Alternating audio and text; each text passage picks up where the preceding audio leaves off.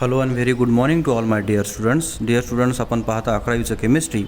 त्यामध्ये आपण नवा युनिट चालू केलेला आहे. That is the elements of group 13, 14 and 15. त्यामध्ये काल आपण इंट्रोडक्शन आणि इलेक्ट्रॉनिक कॉन्फिगरेशन पाहिलं.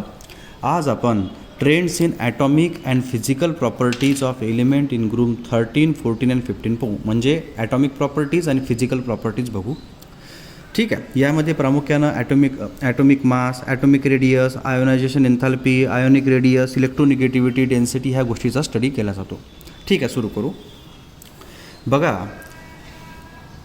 ग्रुप 13मध्ये बोरॉन, ॲल्युमिनियम, गॅलियम, इंडियम आणि थॅलियम आहे. त्यामध्ये ते लिहिलेलं आहे. त्यानुसार बोरॉन हा मेटलाइट आणि बाकीचे सगळे फेअरली मेटॅलिक इन कॅरेक्टर असतात.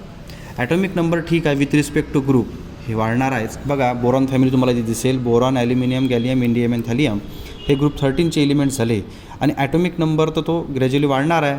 बघा, इथं नंबर ऑफ 2 शेल्स राहील, इथं 3 शेल राहील, इथं 4 शेल, 5 शेल, 6 शेल. म्हणजे ॲटॉमिक शेल जर वाढत असेल तर ॲटॉमिक साईज तर वाढणारच आहे. आणि म्हणून ॲटॉमिक रेडियस बघा सुद्धा त्यांची 88, 43, 143, 135, 167 आणि 170. हां, ठीक आहे. इथं थोडा प्रॉब्लेम येतो, त्याच्याबद्दल आपण बोलू नंतर. म्हणजे atomic radius with respect to down the group इन्क्रीजिंगच आहे. काहून का नंबर ऑफ शेल्स वाढवून राहिले. त्यानुसार आयोनिक रेडियस म्हणजे M3+ म्हणजे सपोज जर या एलिमेंटमधून जर का 3 इलेक्ट्रॉन काढले, आता ॲटॉमिक नंबर किती आहे 5, त्यातून 3 काढले तर ते कितीचं चार्जिंग, त्याच्यावर 3 इलेक्ट्रॉन काढले म्हणजे 3+चा. हेन्स अशा वेळेस त्याचा ॲटॉमिक साईज हे कमी होतं. म्हणजे हे बघा, इथं 5 इलेक्ट्रॉन्स आहे, इथं 2च इलेक्ट्रॉन आहे. इथं बघा 13 इलेक्ट्रॉन आहे, इथं 10च इलेक्ट्रॉन आहे. यानुसार म्हणजे ॲटॉमिक रेडियस आणि आयोनिक रेडियस म्हणजे आयन बनल्यानंतरची रेडियस, ॲटॉमिक रेडियस म्हणजे कंप्लीट ॲटम असल्याचा रेडियस, ही सुद्धा down the group with respect to इन्क्रीजिंगच असते. आणि आयोनायझेशन एन्थॅल्पी म्हणजे आपण बोललो आहे की या एलिमेंट्समधून जर 1 इलेक्ट्रॉन बाहेर काढला तर किती एनर्जी लागेल, ही सगळी प्लसमध्येच आहे. त्यामुळे ही सुद्धा with respect to down the group decreasing असते. काऊन का ॲटॉमिक साईज वाढत असते. ॲटॉमिक साईज वाढत असल्यामुळे न्यूक्लियसचं लक्ष लास्ट शेलपर्यंत पुरत नाही. आणि तसंही तिथं शिल्डिंग इफेक्टचे सुद्धा प्रॉब्लेम्स येतात, कारण एफ ब्लॉक एलिमेंटचे एफचे इलेक्ट्रॉन्स येतात म्हणून. आणि म्हणून अशा कंडिशनमध्ये त्यांची आयोनायझेशन एन्थॅल्पीची व्हॅल्यू ही with respect to down the group decrease होते. तुम्ही एवढं जर लक्षात ठेवलं का atomic size, ionic size with respect to group increase आहे, आयोनायझेशन एन्थॅल्पीची व्हॅल्यू ही डिक्रीज येते. इलेक्ट्रोनिगेटिव्हिटीची व्हॅल्यूसुद्धा तुम्हाला डिक्रीजच दिसते. ठीक आहे. यानंतर हे सगळं आपण बघून त्यानंतर क्वेश्चनचे आन्सर बघू. ग्रुप नंबर 14 म्हणजे हा carbon, silicon, germanium, tin and lead. म्हणजे हा इथं तसं दिसलं आहे तुम्हाला. नॉन मेटलमध्ये तो carbon, silica metalloid, germanium metalloid, SN metal म्हणजे टीन आणि PB म्हणजे लीड, हे सुद्धा मेटल आहे. बघा, ॲटॉमिक साईजसुद्धा with respect to atomic number वाढणारच आहे.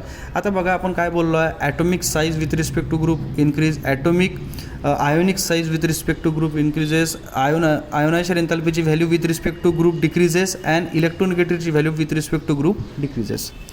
हा इथं तुम्हाला आकडे दिसतात तसे. बघा, 77, 118, 122, 140, 146 हे ग्रॅज्युअल इन्क्रीज आहे. म्हणजे ॲटॉमिक साईज काय होऊन राहिली, वाढून राहिली. त्यानुसार त्यांची आयोनिक साईज तुम्हाला दिसते. इथं आयोनिक साईजसुद्धा काय होऊन राहिली, इथं हे वाढून राहिलेली आहे. इथं आयोनायझेशन एन्थॅल्पीची व्हॅल्यूसुद्धा कमी होऊन राहिली आहे. बघा, तीनही ग्रुपसाठी प्रॉपर्टी सारख्याच राहील. मी तुम्हाला लास्टमध्ये ते रिकॉल करणारच आहे. आणि इलेक्ट्रोनिगेटिव्हिटीची व्हॅल्यूसुद्धा बघा, ते तुम्हाला डिक्रीज दिसेल. इथेच फक्त तो प्रॉब्लेम येतो, काऊन का इथं PB आहे, त्यामुळे इथं इनर इलेक्ट्रॉन्सचा पेअरचा इफेक्ट येतो. जसं ग्रुप नंबर 15 आहे, त्याच्यामध्ये नायट्रोजन, फॉस्फरस, आर्सेनिक, SB आणि B आहे. SB म्हणजे बिस्मथ झाले, SB म्हणजे अँटीमनी आणि BI म्हणजे बिस्मथ. बघा, हा ग्रुप इथं नायट्रोजन, फॉस्फरस, आर्सेनिक, SB म्हणजे अँटीमनी आणि BI म्हणजे बिस्मथ. हा विथ रिस्पेक्ट टू ग्रुप आहे. बघा, ॲटॉमिक नंबर वाढून राहिला, नंबर ऑफ शेल्स वाढून राहिले. इथं नंबर ऑफ शेल्स किती आहे तर 2, इथं नंबर ऑफ शेल्स किती आहे तर 3, इथं नंबर ऑफ शेल्स किती आहे तर 4, इथं 5, इथं 6. म्हणजे ॲटॉमिक साईज वाढून राहिली, आयोनिक साईजसुद्धा वाढून राहिली. आणि म्हणून आयोनायझेशन एन्थॅल्पीची व्हॅल्यू ही कमी होऊन राहिली. तीनही ग्रुपसाठी सारखा स्टडी आहे. आणि इलेक्ट्रोनिगेटिव्हिटीची व्हॅल्यूसुद्धा वाढून राहिली. बघा, आपण टोटल ज्या व्हॅल्यूज बघितल्या त्या आपण एक वेळा डबल नजर टाकू त्याच्यावर.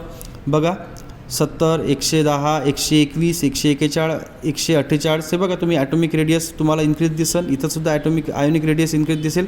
हे दोन्हीही इथे तर तुम्हाला दिसेल तर हे मायनस मायनसमध्ये आहे, कोण का हे नॉन मेटल्समध्ये येतात आणि हे मेटल्समध्ये येतात. त्यामुळे नॉन मेटलची टेंडन्सी इलेक्ट्रॉन घेण्याची आहे आणि इकडे टेंडन्सी देण्याची आहे. त्यामुळे यांची दोनची साईज लहान येते आणि यांची साईज मोठी येते. आयोनायझेशन एन्थॅल्पीची व्हॅल्यूसुद्धा काय आहे, तर डिक्रीजच आहे. बघा आपण यानुसार पाहू. इथं पहा group number 13, group number 14, group number 15. बघा ॲटॉमिक साईज तीनही ग्रुपमध्ये वरपासून खाली जात असताना top to bottom down the group म्हटलं तरी चालन इन्क्रीज आहे.